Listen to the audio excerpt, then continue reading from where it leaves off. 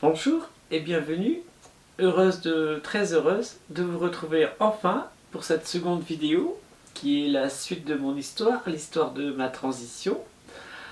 Merci de vous être abonné à ma chaîne et bienvenue à vous si vous passez là par hasard. Alors, je m'appelle Claudia May, je suis une personne transgenre et pour vous faire un résumé de ma précédente vidéo, j'en étais au rendez-vous avec l'endocrinologue. Alors j'y suis allée, en traînant les pieds. Si j'avais pu y aller à reculons, j'y serais allée. J'avais surtout peur qu'ils me disent que mes examens sanguins n'étaient pas bons, mes échographies, et du coup c'est le contraire qui s'est passé. Il m'a dit bah, tout est ok, on peut commencer le traitement tout de suite. Et du coup il m'a rempli l'ordonnance. Et en moi c'était un véritable tsunami qui s'est passé. Parce que j'allais enfin pouvoir bénéficier d'un traitement hormonal. Enfin. Et du coup je suis passé par toutes les émotions. Parce que l'avenir s'annonçait comme je l'espérais. J'allais pouvoir enfin me réaliser. Et puis quand je suis sorti de chez l'endocrinologue, j'avais les genoux qui tremblaient, j'arrivais pas à les maîtriser. Ça a duré 2 heures. Alors aujourd'hui, j'ai 2 pompes d'ostro par jour en gel que je m'applique sur les avant-bras. Et j'y suis retourné le voir il y a une semaine et il m'a prescrit 4 pompes par jour. Voilà. En ce qui concerne l'endocrinologue, tout va bien. Alors évidemment, physiquement, beaucoup de choses ont changé en moi. J'ai perdu 4 kilos depuis un an. Mon corps, mon visage, mes membres se sont affinés. J'ai aussi gagné en poitrine.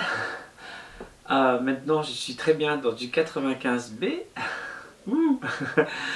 Alors, vous avez peut-être remarqué que je ne mets plus de perruque. Mes cheveux ont poussé.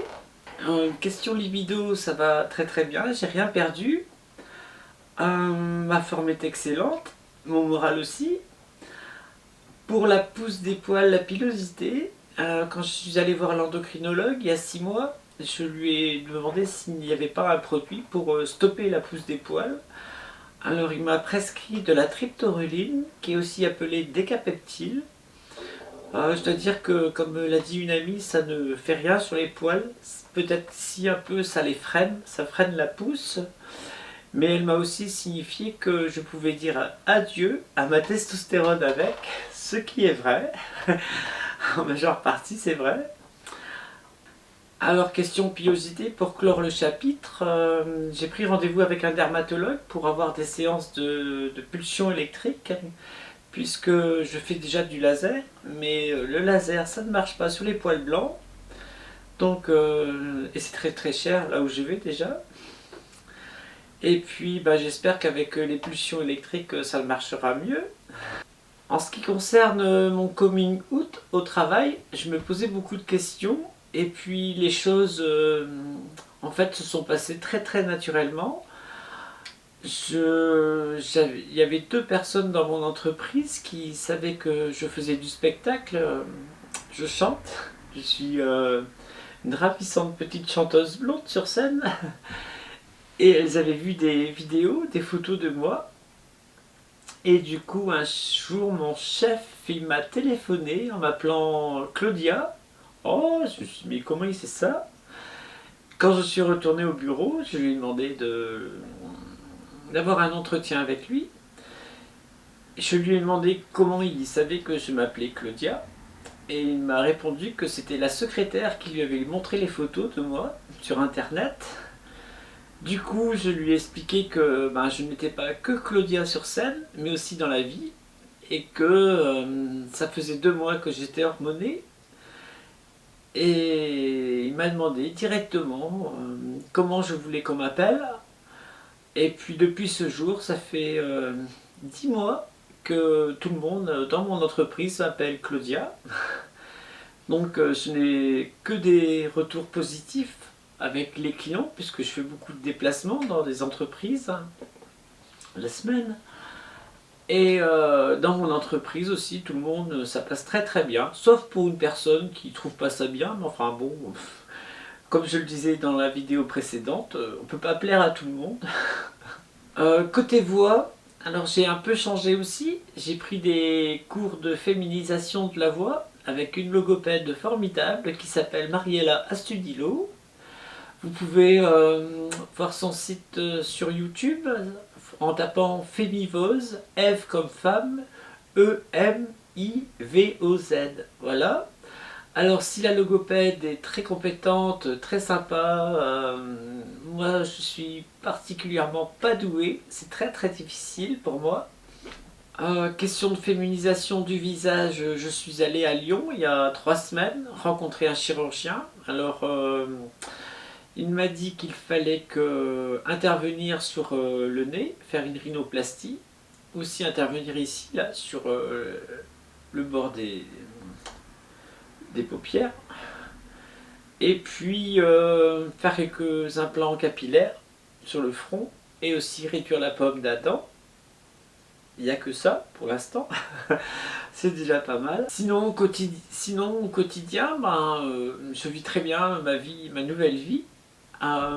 J'ai un très très bon passing. Le passing, c'est comment les autres vous perçoivent. Donc généralement partout où je vais, entreprise, commerce, vie courante, la plupart des tout le temps, pratiquement, on me dit bonjour madame. Évidemment, le mieux c'est qu'on me dise au revoir madame. Voilà, ça fait toujours plaisir. Et puis, je voulais vous dire aussi que, en fait, on se crée beaucoup de blocages soi-même par rapport à la vision des autres. Et je dois dire que tout se passe très très bien. On se fait beaucoup de films, hein. On s'invente beaucoup d'histoires et en fait la réalité est beaucoup plus simple que ce qu'on peut imaginer. Alors si vous hésitez toujours, je vous conseille de vous affranchir de beaucoup de choses, hein, de vous déjà, hein, et de vous lancer. Je sais que c'est pas parfait, puisque des fois je regarde les photos de moi il y a 1 an, 10 mois, 6 mois, et bon, je me dis, oh, mais il fallait quand même oser. Mais voilà, c'est une transition, ça se fait pas du jour au lendemain, et moi je suis très très très contente de ma nouvelle vie aujourd'hui, et j'espère que ça va continuer longtemps. Question aussi vaginoplastie. Alors, je dois dire que je pense que je ne vais pas le faire en France. Je vais essayer, mais je pense que les délais pour moi seront beaucoup trop longs. Je vais probablement voir dans un autre pays européen si c'est possible. Sinon, je pense à une autre destination asiatique. Et si vous avez des infos, par exemple sur la Thaïlande, Bangkok, j'aimerais bien connaître votre expérience. Voilà, j'espère vous retrouver prochainement, puisque j'ai rendez-vous avec le chirurgien au mois d'avril pour la rhinoplastie. Et je pense que je vous donnerai des nouvelles à ce moment-là. Bye bye, bonne journée.